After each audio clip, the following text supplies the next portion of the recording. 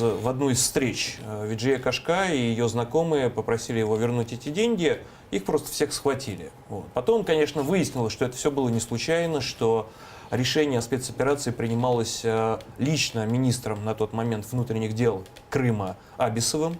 Он еще был до оккупации, потом он вместе с Аксеновым работал. Он предатель, короче говоря, да? Да, абсолютно коллаборационист, предатель. Бывших, да.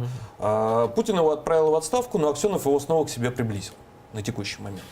Вот. И так получилось, что вот в этот день, 23 ноября 2017 года, 4 немолодых крымских татарина, друзья Виджея Кашка, это Руслан Трубач, это Асан Чепух, Бекир Дидерменджи, отец политзаключенного Мустафы Дидерменджи, и Казим Аметов, они оказались за решеткой. Вот они оказались за решеткой, каким образом, да? Мы можем даже там показать это видео, как их задерживают, там лицом в пол, значит, все это происходит совершенно задержание Виджея Ханым, они вырезали оттуда. Да, там один день. Вот в один день, 23 февраля, ноября, прошло короткие видео, где она в наручниках.